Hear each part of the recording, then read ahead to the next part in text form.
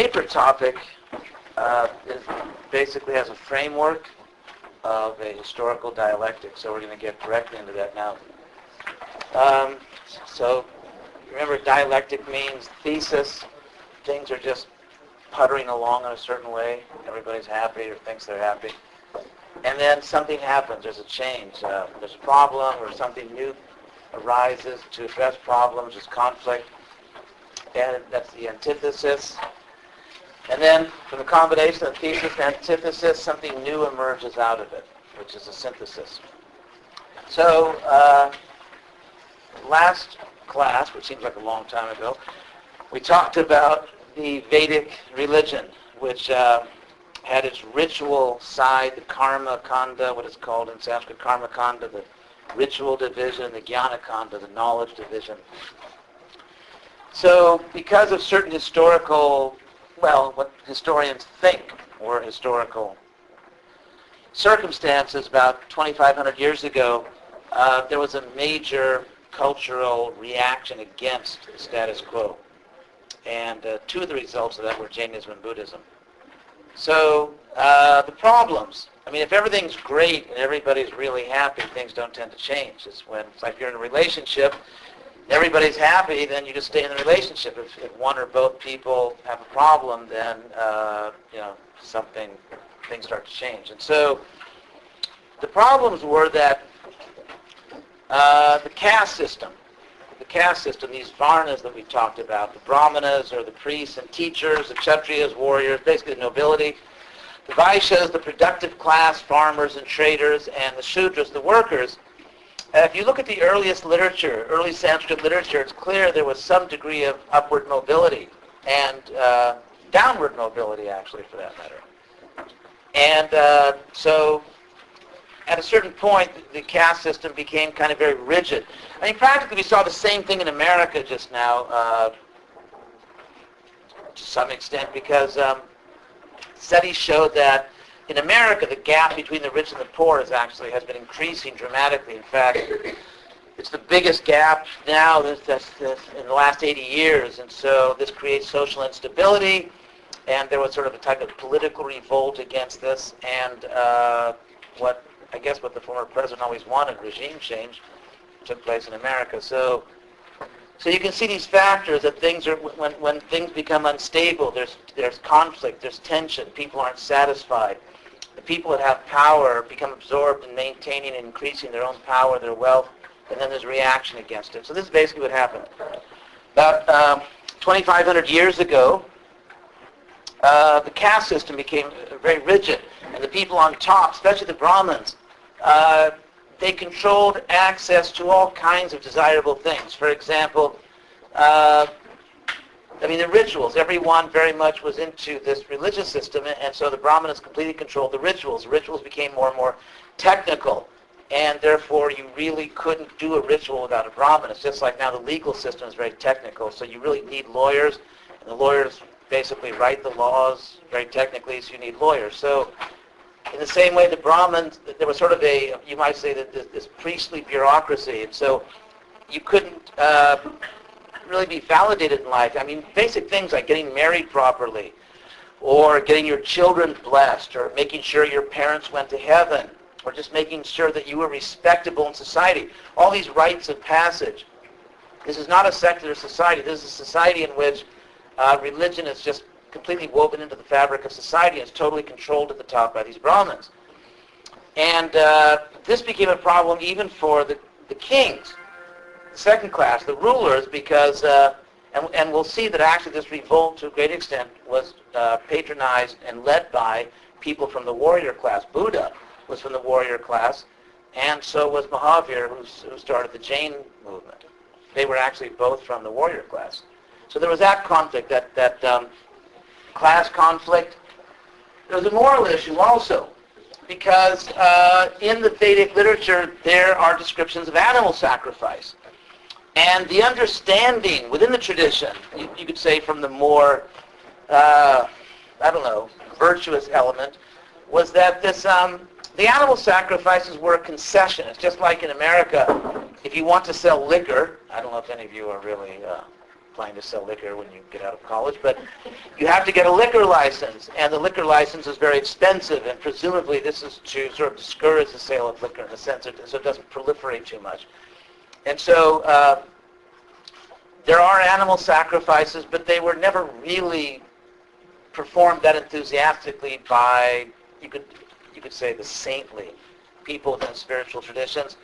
But animal sacrifice kind of got out of control, and the tradition, within the tradition, you can trace this. You can trace this increase of violence in the sacrificial culture, so that you get sacrificial literature being written, ancient sutra literature in Sanskrit, not only promoting animal sacrifice, but even getting to the point of saying that if there is a sacrifice and you don't kill an animal and you don't eat the flesh of the animal, then you'll go to hell or something, or something really bad will happen to you. It's kind of like, I mean, when people feel a little uneasy about what they're doing sometimes, like the best defense is a good offense. You can see this actually in the environmental movement. I mean, the United Nations has now declared that the cattle industry produces more greenhouse gases than all the motorized vehicles on Earth, and yet you won't hear Al Gore talking about this, and you won't hear the environmental movement talking about this, because, in fact, if you Google a very inconvenient truth, you'll find an article by one of the founders of Greenpeace and the head of the Sierra Club explaining how there's actually animosity in the environmental movement toward animal rights. So there was something like that. I mean, there are certain types of human emotions, there are certain types of psychological dynamics which just are eternal. And so you have literature being written saying that if you don't eat animals, sacrificial animals, you'll go to hell. And so there was a reaction against this. There was a reaction against this increasing sacrificial violence. So that was the moral element. And it's not by accident that Buddhism and Jainism and other movements emphasize as the centerpiece of their teachings ahimsa, nonviolence, and a rejection of this violent sacrificial culture. So that was going on. So there's a social, moral tension, social caste tension, political, like I said, between the Brahmins and the kings. There's a geographical issue also, which led to the rise of these new movements. And that is here, this extraordinarily accurate map of South Asia here. The earliest Vedic culture, say in the Rig Veda, the culture described in the Rig Veda, the people live on the Saraswati River. That's the main river. In later Hinduism, the Ganges, for example, is very important, or the Jamuna. But in the earlier Rig Vedic culture, the Saraswati is the river. And the Saraswati, according to satellite photography, actually flowed through what is now, I guess, near the border between Pakistan and India. This is sort of Pakistan here, the Sindhu River coming down here, and the Saraswati River. So basically, that earliest Vedic culture apparently was toward the west, toward the northwest of South Asia. And then it gradually moved toward the east, because by the time you get into, so to speak, classical Hinduism, the Ganges is the river. And the Ganges actually comes down from the Himalayan mountains here, sort of photographic realism there.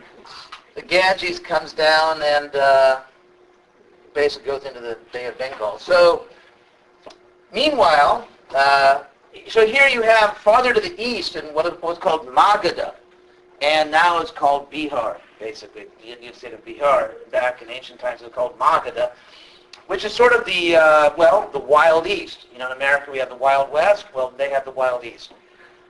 And that's exactly how they looked upon it. If you read early literature, it's, the Wild East, like the early Vedic cowboys. And so, out here in the Wild East, we're, I guess, anyway, I'll stop all my jokes here about this. So, that's where these movements arose, both Buddhism and Jainism. Because there, you have kings who are becoming powerful. It's sort of a rough area, but they're starting to get power. They're starting to rise, and they are more recently Vedic.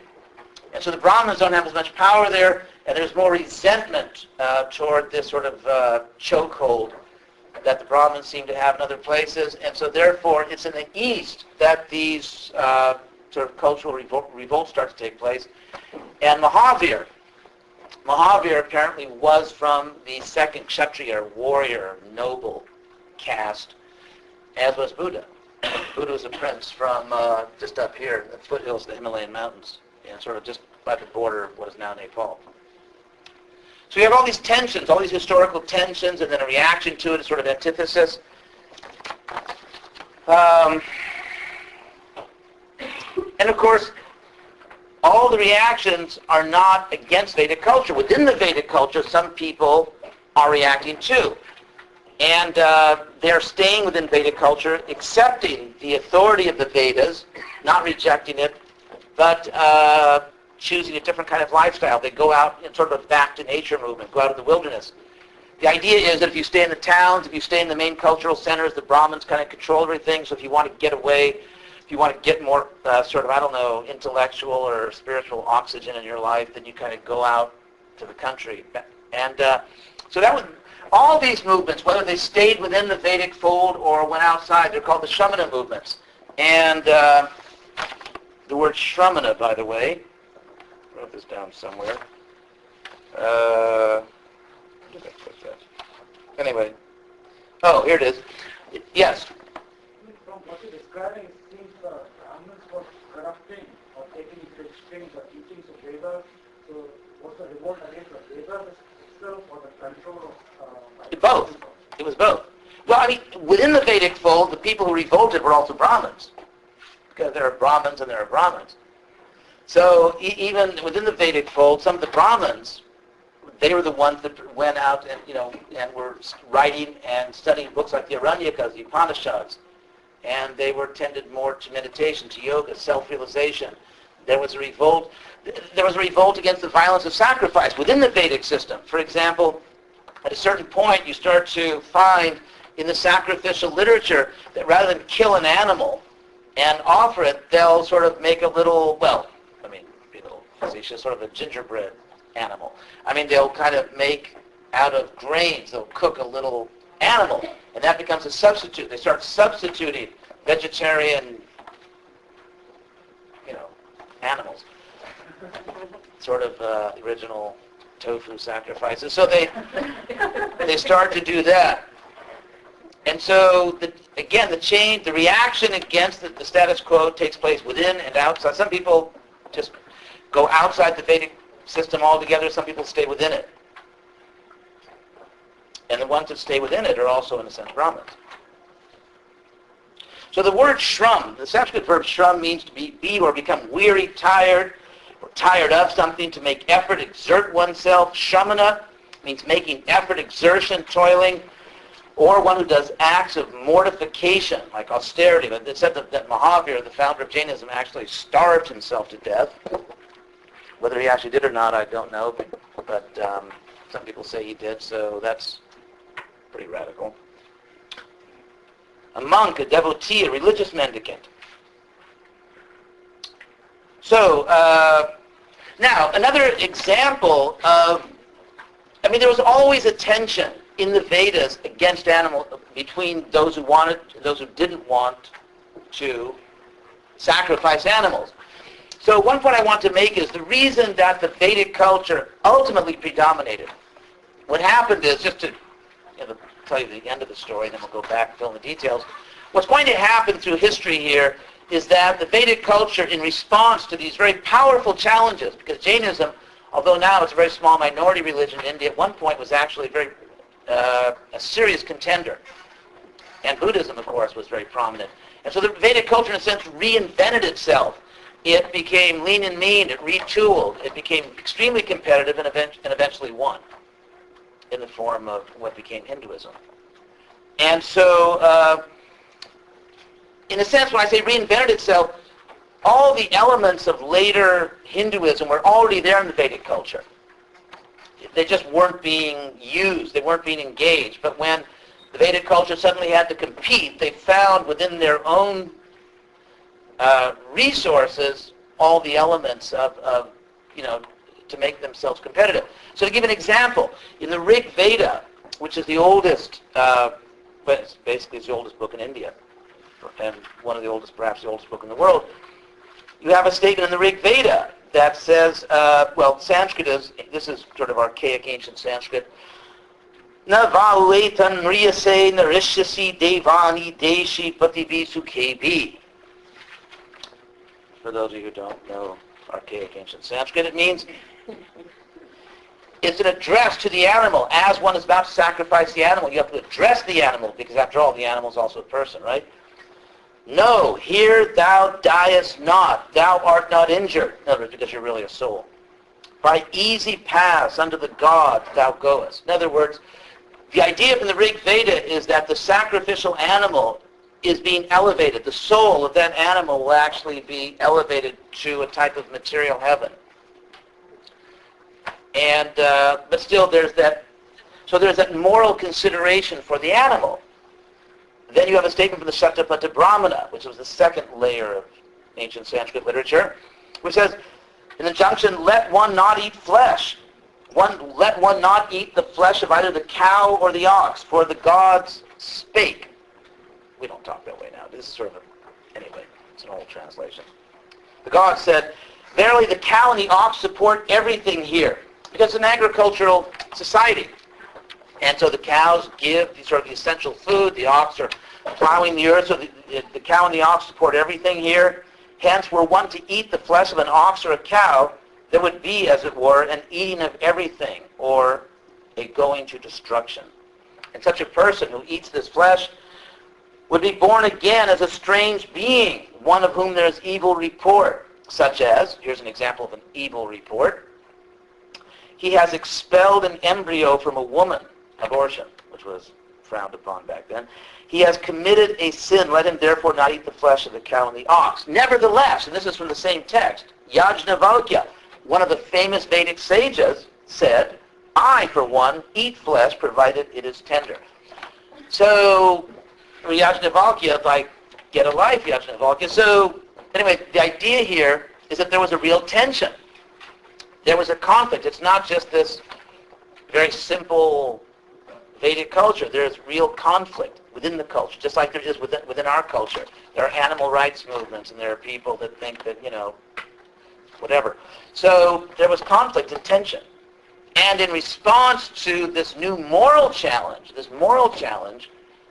Buddhism and Jainism, we'll talk more about Jainism in a second, the Vedic culture found within itself these resources for a higher ethic and began deploying these resources, and vegetarianism basically became kind of... I think this is really remarkable, frankly, that thousands of years ago in South Asia, people cared so much about these things that you could actually have a widespread, powerful animal rights movement thousands of years ago in this country. I find it impressive, personally, that they would care about all creatures, which I think is more impressive than not caring about sentient creatures that actually have feelings and feel pleasure and pain. Anyway, so any questions on that so far? Yes? Did they discriminate on the animals that they were sacrificed? Did they give priority to goats or instead of the cow, or they did? There was a general concern for all animals, and the cow, the sacred cow, holy cow. I think Batman, or who was it, Batman or Robin, who said holy cow. Anyway, the cow is not considered to be like a sacred totem. The idea is that because normally a child, of course, an infant takes its mother's milk, and because a child grows up with the milk of the cow is considered to be a mother, go mata, the cow mother. And so therefore the cow was sacred in the sense that a mother is sacred. So it wasn't like some kind of mysterious totem. It was just your mother is sacred. And so the cow is a mother, and so the cow is sacred. Yes? As far as the Rig Veda is concerned, I know it was orally cut down for a long time. How do they explain its origins? Was it divinely inspired, or according to the tradition itself, yeah, it was revealed. The sages saw it. There's this very powerful image you find throughout the Bhagavad Gita and even earlier literature, that knowledge is seen. You actually see the truth. And so the idea is that this is an eternal knowledge, which from time to time is lost and from time to time revived, and then the wise see this truth. So, anyway, one last point, and then we'll get into some of the details of Jainism. I mentioned the term, I think, earlier of a religious economy, and the essence of economy is not just like, I don't know, selling lingerie or sporting goods. I mean, the essence of economy is that people want something and someone else has got it. And so they're going to negotiate. And so you trade value for value. So people not only have needs for physical things, people have needs, most people historically, have felt a strong need for some type of religion or spirituality. That's just appears to be empirically a very strong human need. And so the extent to which a religious or spiritual tradition can bring to the open marketplace of ideas that which people really want and need, it flourishes. The extent to which they just don't satisfy people's basic religious and spiritual needs, pardon this crass language, they lose market share. So you can find examples of this. For example, one simple example, in the 60s, there was not only the British invasion of music, they called it the British invasion of music, there was the Indian invasion of yoga and spiritual traditions. And existing religions like the Roman Catholic Church, different Protestant churches, in the face of this challenge, had to really go back to their own spiritual resources, and really they very much reinvented themselves in many ways. There were all kinds of new, quote-unquote, spiritual movements among mainstream churches and Jewish traditions also. I mean, you find this in the Protestant Reformation, the transformation of the Roman Catholic Church in response to the challenge of Protestantism. And so these things happen. So, the Jains. Well, did you all find that thing in the course reserves? It was there? Okay. Just want to make sure it really exists. One quote is, one thing about Jainism which I found interesting is that, and you'll find the same thing in Buddhism actually, at least what we will come to call the Hridayananda or the historically earlier forms of Buddhism, is that there's the truth as they see it is often articulated in negative terms.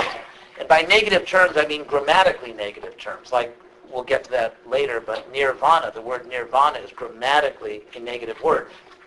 In the sense that nir is a Sanskrit prefix which means without. So without vana. Trying to get rid of vana, which is the current of material existence. So in the same way, one thing about these Shramana movements is that often they tend to express themselves in negative language, although they would believe that their ultimate goal is positive, but still the language tends to be negative. For example, world renunciation, giving up something, not embracing something, getting rid of something. World renunciation is the dominant religious ideal in Jainism. The dominant ideal is to get rid of something. Though pursued by a tiny minority, it plays a central role in the social life, retains a powerful hold on the imagination. There's no God. There's no God in this system. They have jiva, which is a word from the Upanishads, common sense word jiva, which means life. I think it's probably cognate with the Latin viva. In fact, in ancient India, if you wanted to say viva, viva, you would say jiva, jiva. So next time you go to a Vedic party. So again, continuing this theme of not saying that negative in the sense that it's bad, but just they seem to express themselves negatively. And these are quotes from the text that you all read. Without help from any human or divine being, Mahavir waged war on himself, in the sense his conditioned nature, his passions, and his karma. So in Jainism, harm to others leads to bondage, but waging war on the self is the only path to salvation. So the Jains believe that there are jinas, the Sanskrit root ji, not like the American G, G. But this is the Sanskrit root which means to conquer. And there's a common word which they say all the time in India, jai. They write jai like... But anyway, so from that you have the word jina, which means a conqueror, someone who has conquered themselves. gained control of themselves, conquered their... It's like we talk about overcoming a disease. So if you understand that your material condition, your material passions, your attachments, your karma is a disease, then you have to overcome that disease. So the great figures in Jainism were called Jinas, conquerors. That's where you get the word Jaina. It's just a derivative word from Jaina. And they're also called Tirthankaras. Tirtha in Sanskrit means literally a crossing. And it also is a common word in India for a holy place, like a place of pilgrimage. The way you say in India to go on pilgrimage is Tirtha Yatra, which means, going to Tirthas. Crossings. The idea is, we'll talk a lot about this later, but the word for an incarnation, when God comes to the world, it's called an avatar. And so ava in Sanskrit means down, and tara means crossing. So this tara in avatar, you've heard this word avatar, haven't you? Sorry, anyone? So the idea is that the divine person crosses down into this world, and then you go to the tirtha, you go to the holy place, and you cross back up. So it's the crossing where you get traffic coming down and going back up, crossing from the material world to the spiritual realm, or the realm of enlightenment, or heaven, or however people understand that. So but that's the word. Then kara just means making. It's the same root, making. So literally making the crossing. Those are the Tirthankaras. So these are the titles they give to their great leaders, the Tirthankaras, the sort of the ford makers. Not in the sense of Detroit. Ford, like where you cross the river. For example, there's a famous college where they used to have the oxen cross. It's called Oxford. Right? That's what it was. It was the crossing over the Ox River. So, anyway, or Jaina, the conqueror. Now, there are apparently, they claim there were 24 of them, isn't it? Of whom one is sort of solidly or somewhat solidly historical, Mahavir, and then he apparently was a follower of Parshva several centuries before, who's liminally or marginally historical, and the other 22 are beyond the horizon of what we would call academic historiography. But that's how the Jains see it. So the idea is that the soul lures karmic matter. You you draw karmic matter to yourself. That there's all kinds of theories like if you're kind of in a bad state of mind, you'll kind of attract all kinds of bad things into your life. And if you're really positive, you'll attract good things. That sort of that theory of psychological magnetism.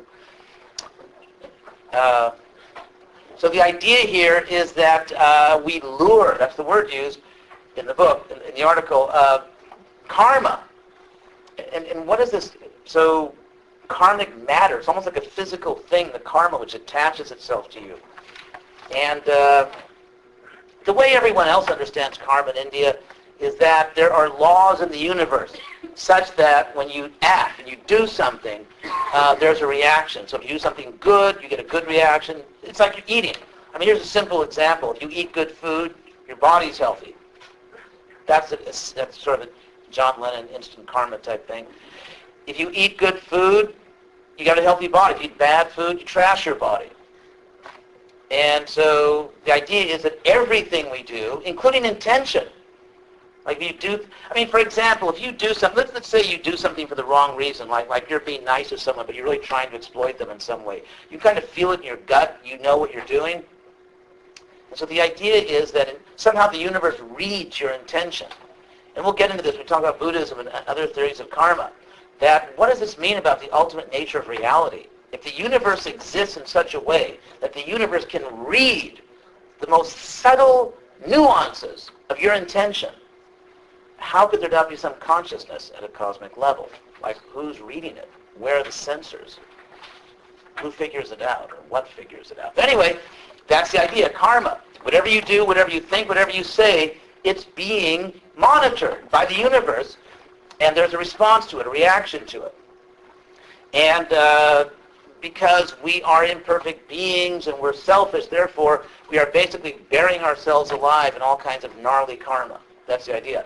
And so we have these bodies that are lusty and greedy and proud, and this covers our real consciousness. The Jains believe that we are all originally omniscient, which is an attractive offer there. So, all-knowing. And, I mean, if you think about it, for example, if someone is accused of a crime, a serious crime, and so they're doing jury selection. Of course, in America, the reality is that defense lawyers try to eliminate anyone that can think. But anyway, I won't go into the whole dynamics of jury selection in this country. It's pretty wild. But let's say they're doing jury selection. Let's say they're doing jury selection, and the defendant's mother, somehow or other, is one of the candidates. I mean, she can't be in the jury. Why? Because it is assumed that if there's strong attachment, which one would presume exists in a mother, a normal mother, strong attachment means you will not be or you cannot be objective. Or imagine if you are like really angry, you're like just out of control, enraged. You're not going to be at your most lucid. People may say to you, calm down, you're not thinking straight. Or let's say, for example, someone is burning, to use like sort of old language, burning in the fire of lust. And so they're not going to be at their most. In other words, the more we have, the stronger our desires are, the less we have the luxury of just being objective about things. Like if you're starving, you're just starving, you're so hungry, all you can think about is food. Like, is that food? No. Then get it out of my way. Where's food? So the stronger our desires are, the more our consciousness just becomes totally controlled by that. So therefore, this is a dynamic which you'll basically find in all the religions of the world, and you certainly find it practically in every Indian religion. The notion is that if you want to be enlightened, if you want to see everything as it really is, if you want to experience your highest, clearest, largest, best consciousness, you need to control your material desires, kind of, you need to sort of purify yourself of these things. Plato talks about this, the Greek philosopher Plato. So that's the basic idea, that we're covered by this karma, and we need to get rid of it so that we can regain our original pure consciousness. Okay, so that's Jainism. Now, they divided, as Buddhism divided very early on. Very soon after the historical Buddha went, wherever he went, there were, very soon afterwards, 18 different Buddhist groups. We'll talk more about that. Jainism just divided in two, the Shwetambaras and the Digambaras, which are, well, the people that dressed in white and the people that dressed in the flesh. The Sanskrit word ambara means clothes, and dik means the direction. So this is sort of a nice way of saying naked. Digambara means dressed in the directions. You get the idea. So Shweta in Sanskrit means white, color white, so Shwetambara. Apparently there was a famine, there must have been a drought in North India. People had to travel to save themselves, so a group of Jains went to South India. And Mahavir himself went naked because he didn't want any possessions, including clothes, didn't want a wardrobe. And so down in South India, now South India, one thing about South India is it's surrounded by water, sort of like peninsular South Asia. Where'd my great map go? Here it is. So North India actually borders other places. Like here you have the Persian Empire, you got Central Asia up there, and Tibet. There's things going on up there. Whereas if you live in South India, you're surrounded by water. And, the fish have very little cultural influence on the Vedic culture. So South India it's like the deep south of India, sort of like, we have the Bible Belt in America, so that was the Veda Belt. And in general, because they're just surrounded by water and they're just down there, they tend to be more conservative. They have been historically. And so Mahavir didn't wear clothes. We don't wear clothes. So the Jains that went down to South India, they just kept doing their thing. And the women, it's very interesting. According to science, apparently men are more visually aroused sexually, and women are more aroused by touch. So that's why you don't have a lot of magazines of naked men. So, but the idea is that everyone agreed, right or wrong, I'm not trying to be judgmental, but they all agreed among themselves that women were not going to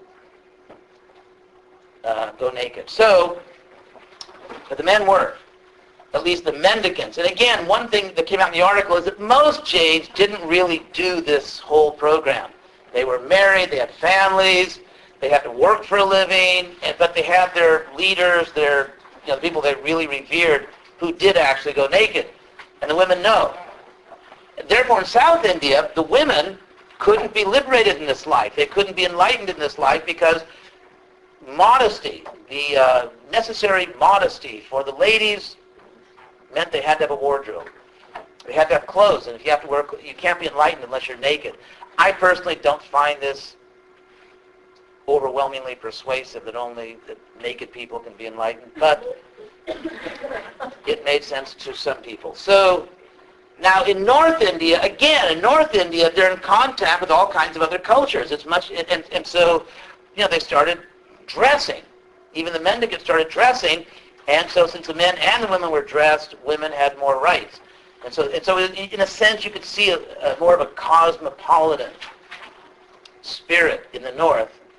And so people in the South felt people in the North, you're ruining Jainism, you've changed what Mahavir did. He didn't wear clothes. What are you wearing clothes for? And so it split into these two groups. Yes? Are there any Jains now who still believe in the nakedness policy? Is anyone here from India? Have you, yeah. I've seen plenty of naked mendicants walking around. Yeah, they're all what they call the Naga Babas within Hinduism. There are, yeah. But also, so I think in the modern world, there's a lot less streaking going on in the modern world. Mm-hmm. I was just wondering. There are some people, there are some sages still do that, males. I mean, I've even seen women who, like sort of women sages that were sort of semi-dressed or like would just sort of take bath in public. Mm-hmm. And so, if you look at South Asia, historically they were not squeamish about the human anatomy, generally. Yes?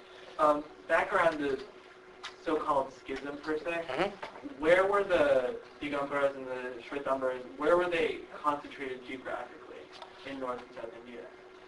Well, the original homeland of the Jains was, of course, in Magadha. And so they originally were a North Indian movement. They went to South India because of that famine. I can't give you more details exactly where they were in South India. So, yes. If there is supposed to be such a rejection of material, worrying about broken things, then why is there this emphasis on whether you're wearing clothes or not? Why even worry about it? Right. Or why even worry about modesty? Right. Is there a justification for that? It seems, a little counterintuitive that would even be a concern when they're shed all Right. connections to the world. Yeah, I think that's a good point. There's no God in this system. I think that has something to do with it. So there's no way in which the world comes from the divine being. It's just sort of bad. But what you're saying, if you're really enlightened, if you're really enlightened, I suppose they might say that because of our present condition, if women go naked, all hell's going to break loose, and so it'll just be too chaotic. So we can't deal with it. They might say, I think at the bottom that's what it is. They couldn't deal with it. A lot of attractive women walking around naked. I think it was too much for them. But yeah, I agree with you. Yes. Did they have any sort of, was it noticeably different that there were, more men than women in Jainism, or it was, equally? There were a lot of women, too. It was equal? Yeah, I think there was. In fact, in North India, I think there were even more women at some times. I guess it's just like weird because women can't be liberated, I guess. But I guess a lot of, people in that area believed in the soul, so I guess they were okay with having to wait for the next Yeah. to be liberated. And I think, well, in North India, the women could be liberated. Oh. And so few of the people actually did the full-on program anyway. I mean, look. There's like in the Catholic Church, for example. If you look historically, where only men could be priests, and yet there were so many pious women who were like really dedicated to the church. There's a long history of very dedicated women in Roman Catholicism. So a few more facts about the. Talk about counterintuitive. There's something I always thought was kind of like, hey, and that is that they carried this ahimsa, nonviolence, sort of to, well, all the way. I mean, even at a certain point in the 15th century, wearing face masks and everything. And so a mendicant, someone who's really on the fast track to omniscience, a mendicant can't cook food, because when you cook food, all kinds of microorganisms and this and that, especially in India. I mean, it's a tropical climate. There's like a lot of bugs and things and all kinds of creatures. That's just the nature of tropical places. And so what they do is the householders kind of like, they take the hit. The householders do the cooking. They get all the bad karma. And then they offer it. They have sort of like this thing. Okay, they just offer it to the mendicant. Well, if you're offering it to me, I'll eat it. And so the mendicant consciously, like, he won't cook because he wants the householder to get the bad karma. And I just thought that if you're a saint and your whole thing is compassion and everything and nonviolence, not harming anyone, why would you? And everyone knows what's going on. I mean, the mendicants know these people are cooking. This is like they really cook great in this house. So I'm sure there was like, the shop talk among mendicants. Yeah, go 3 blocks down and turn left on Elm Street, and they got it.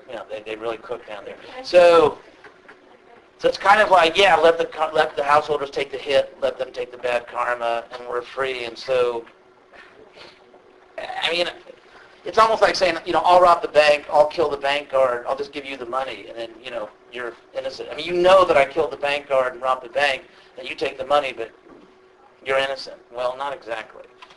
Yes. Is there any system of merit in Jainism? Oh, yeah, most of them marry. No, merit.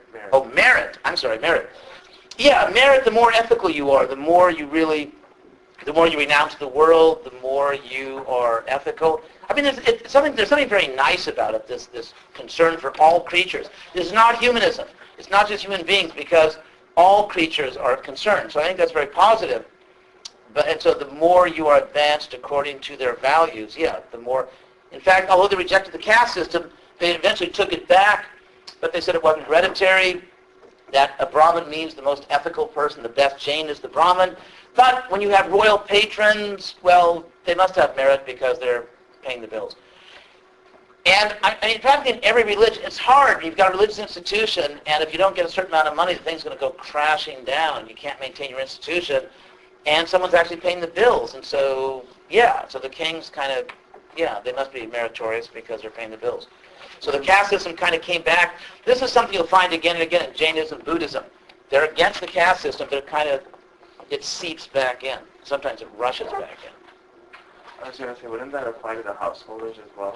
If they're giving food to the mendicants? Isn't that a meritorious act? It is, yes. Yeah, exactly. Yeah, that's the most meritorious thing to give to the mendicants, even though they have to eat the bad karma because they killed creatures. So it's a mixed bag. Let me see if I can cram this in. Now, to show you how there's certain religious needs that just don't go away. We'll see this very strongly in Buddhism. When you watch this, we're going to see this amazing thing where Buddhism starts out completely against the Vedic culture and Hinduism, like we don't do any of this stuff, and then within 1,000 years, it totally merges back into the very thing, matrix, from which it emerged. Then it just merges right back. Because people have certain needs. And so we have this quote, the most popular religious practices are those of devotion. This is in Jainism. Devotion, puja, temple rituals, and pilgrimage. Hinduism's most popular religious expressions. So they're in India, and everybody's doing this. Everybody's doing puja. Everybody's worshiping in certain ways. And so they even have Ambika. They have a mother goddess. And they have heaven where there's gods, but the jinas are above the gods. And so they end up with heavens. There are different levels of heaven. There's earthly regions. There are hells, but the hells get colder and colder. I guess, you're in a tropical country, it's the cold that frightens you. And so,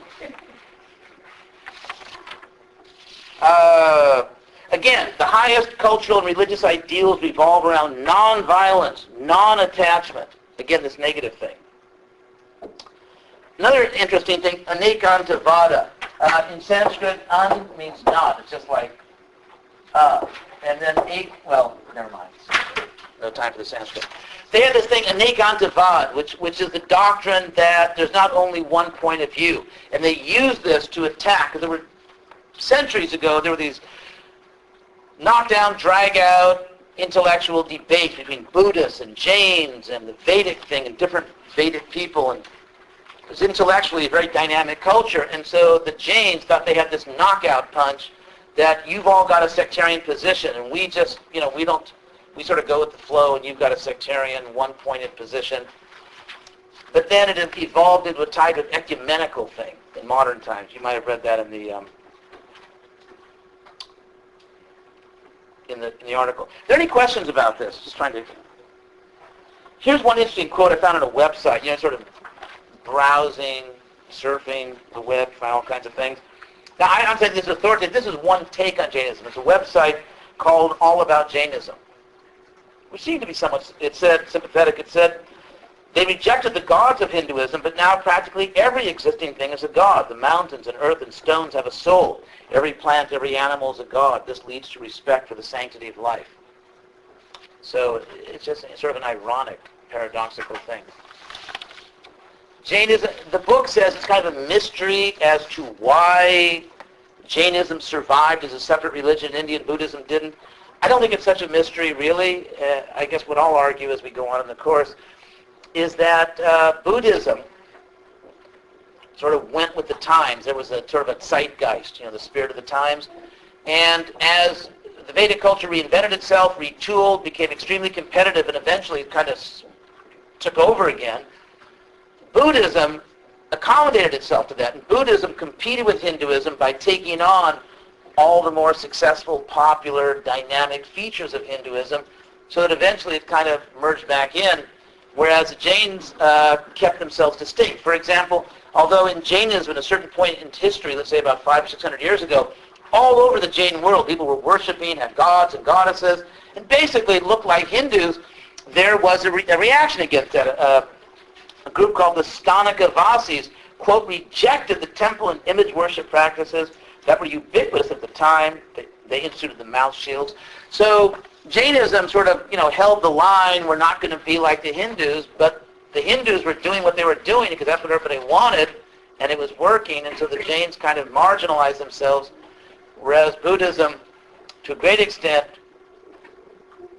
went back toward Hinduism. What was left of Buddhism, basically the Muslims killed, and we'll talk about that later in the course. The violent attack on Buddhism, on Indian Buddhism by the Muslims. So, anyway, any other questions on Jainism? Yes?